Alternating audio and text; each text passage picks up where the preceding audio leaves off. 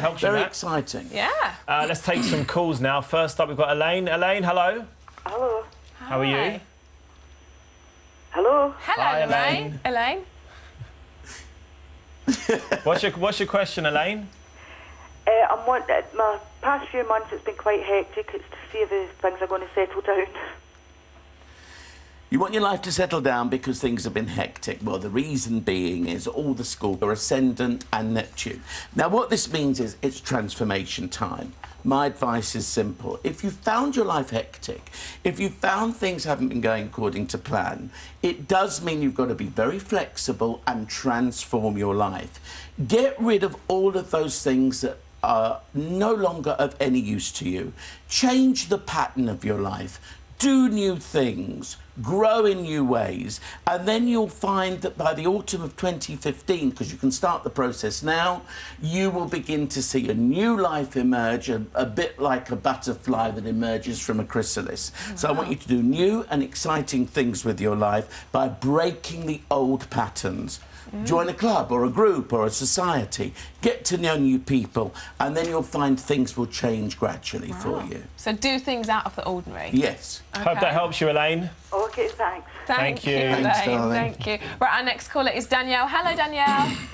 Hello. Hello, how are you? I'm good, thank you. Good. What's your question for Russell? I'm just wanting to ask. I'm just finishing university and applying for jobs. And I don't know whether to stay where I am in the country and wait for something to come along or to take more of a risk and move away where there might be more job opportunities. Oh. Exciting stuff here for you, but I'm going to give you this, Danielle. Because your midheaven, which is the part of the chart which is right up there at the very top, is all about career and midheaven. That's in the sign of Aquarius. That is very much a risk taker in many ways, but not yet. And the reason why it's not yet is because Saturn, who does not take risks, he likes things hidebound, says wait for at least a year, probably until the autumn of next year, and then you can make that move. So I kind of want you to leave things as they are, to see what opportunities there are there first, and then the chance will come for you to grow and explore new things in approximately 12, 14, 15 months' time. Then make the move. Good time for planning, but you may find things will crop up first anyway. Okay. All right, Danielle. That's great. Thank you. Thank you, Danielle. Thank you. Just really quick read only, Yes. Russell. This is from Sharon Scorpion. here. Sharon, my question is about a Taurian man who I fell in love with 2.5 years ago. We have an incredible connection. The man's currently getting a divorce, and nothing inappropriate has happened between us. She did meet this man in her mid-40s, and because of the amazing connection, she'll be so happy for the man and is meant to marry in the future. Is this the right man for her? We've got 15 seconds for And this is a really good answer. Because we don't have the date, time and place of birth of the man, I don't know, and I'm not going to make things up, so I Okay. can't tell you. Oh, good. OK, well, we'll get her to get in 13 touch and a with half some more seconds. information. Well done, Russell. Thank you very much. Thank you very much. Right, still to come, Lisa Faulkner is bringing the taste of the British seaside to you today, and it's fish and chips, my favourite. Lovely. Also on the show, on the day that a controversial bill is debated in the House of Lords, Sir Patrick Stewart tells us why he supports the Dignity in Dying campaign to legalise assisted dying in the UK after this very quick news break. See you then. Thank you. Thank you very much, Russell.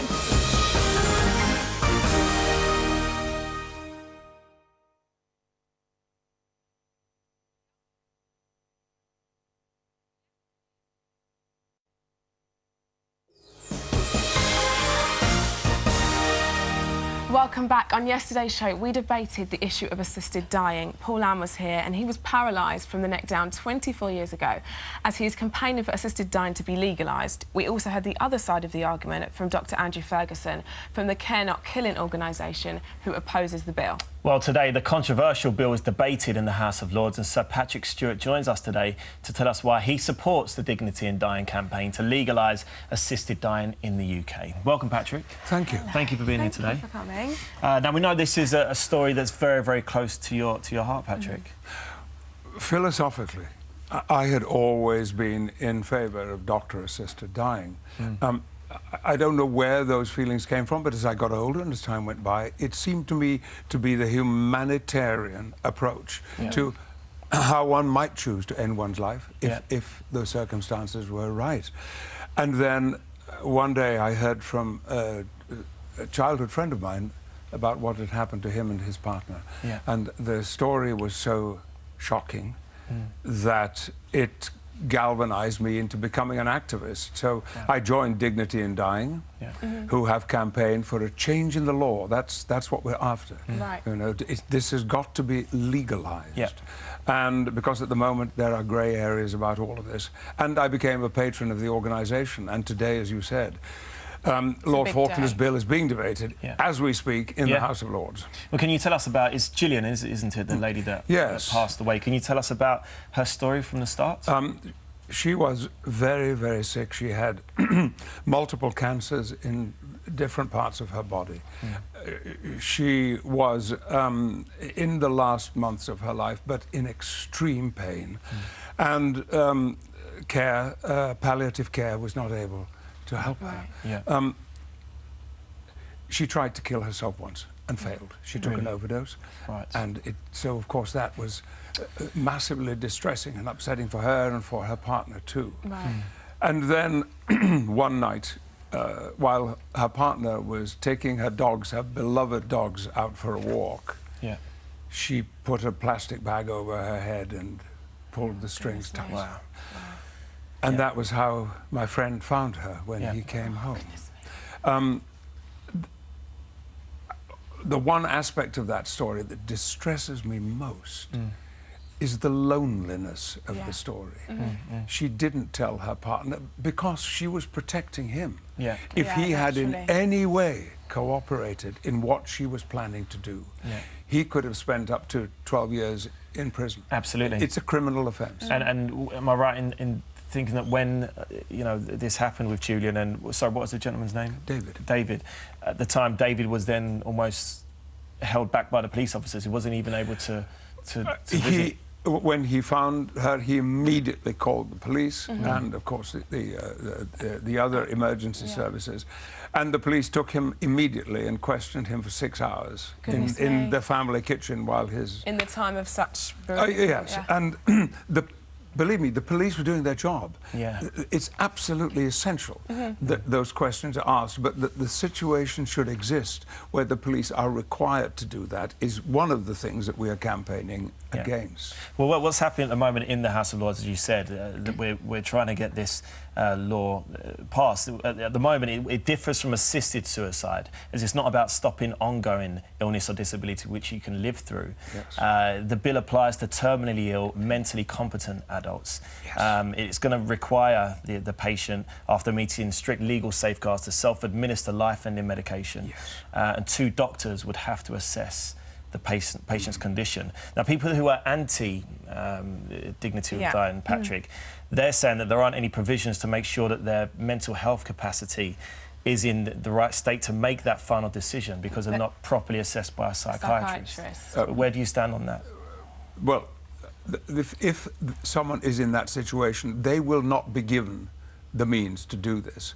That is why there are 2 doctors, fully qualified doctors, who will be able to examine the patient, not only their physical condition, whether they are terminally ill, but also their mental state. And when the bill says mentally competent, it means that in every sense of that term. And by the way, it's not a case of the bill being passed today. This is a second reading in the House of Lords. Then, if it is passed, and we hope that the vote will be in favour, then it will go into the committee stage, and then all the details of the bill, all of the safeguards will be thrashed out and put in place. So if there are any potential loopholes in what's in Lord Falconer's bill now, these will be taken care of. They will be closed. Because we're not talking about euthanasia. We're not talking about killing people.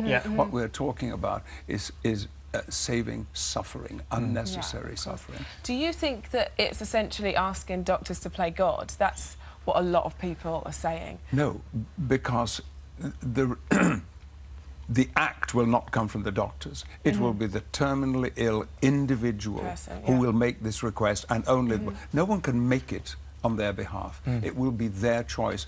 And to have this choice when your life has become so distressing and uncomfortable, and in a sense, meaningless. Now, there are those who will say life is never meaningless. There will always be something. Of course. Well, that's a personal choice. And this bill will not in any way take away the liberties and freedoms of those who do not want assisted dying, who would like to live through whatever their condition gives them, and they would live to their last day of natural life. None of those freedoms are going to be touched or taken away, but sometimes some of our opponents present it as though they themselves will be denied the opportunity to make their own choice. No, it's all about individual choice. And Paul, that was on the show yesterday, he actually said that if he knew that he had that right and that choice, he thinks that would actually prolong his life, just the freedom of having that. You know that in the state of Oregon, in the United States, it's legal. Yes. It has been legal for some years now, and there is absolutely rock-solid research that proves that when people are given, they're given a prescription, and the prescription sits in their refrigerator. Yes. It's right there for them to use it. More than 50% of them never do. Yeah, and we watched a programme actually on it last night on ITV, and the young lady was saying, that I've just got that security that I know that it's there. She was like, not have any intention of using it right now, but she knows that it's there if she does. And also, there are other countries in Europe that this is legal, Switzerland, the Netherlands. And is it right that Gillian, your friend, they actually considered going to Switzerland, but... They did. It was too late. Right. And that often is the case. There was a story in The Guardian yesterday, and I was so happy last night that I met the man whose story was told at an event, and his partner asked to marry him. She wanted to marry him, even though she was days probably away from dying. And so he gave her a wish. They had a wedding, and it was a wonderful day for both of them. But the fact that she chose the wedding meant that by the time the wedding was over, she was too ill to travel to Dignitas. Right, okay. Patrick, let me ask you this. If you was in the House of Lords today and you were standing alongside all the MPs, what would your message be to them right now? The one simple comment that I would make, to keep it absolutely clear, is that this is a bill about compassion and life, how people live. There is so much emphasis on the words about we're killing people. This is about dying, dying, dying. No, it's not. It's about helping people to live better. Thank you, Patrick. We're going to go to the hub. Rylan, have you got some comments for us? Yeah, a lot of you have been commenting on this and seem to be agreeing with Patrick. Molly says, I was totally against assisted dying, but the recent death of my mother, who suffered extreme pain in her last few weeks of life due to cancer, has changed my mind. She stated more than once that if there was a way to end it all there and then she would take it, as she was in too much pain to go on. It's horrible to watch a loved one suffer. Maria says, this bill wouldn't lead to more people dying, but it would lead to less people suffering. I fully back it. But however, Ed says, no, no, no. Life's too precious. Tracy says, I feel that every situation is different. However, suffering from an illness myself, I would, under the right circumstances, want to be helped on my way. I also feel that this will ease some of the suffering that is put on your friends and family as well. It's a tough one, but thank you so much for your comments. Thanks very much, Violet, and thank you, Patrick. Thanks for coming on today. Thank you so much. Thank you, Marvin, both of you, for inviting me to talk about this. No, pleasure. Thank you for coming. Thank you. Thank you, for Patrick. any further help or advice, information that we've been talking about, if you've been affected about anything we've been discussing today, please visit our website. We'll be back after this short break.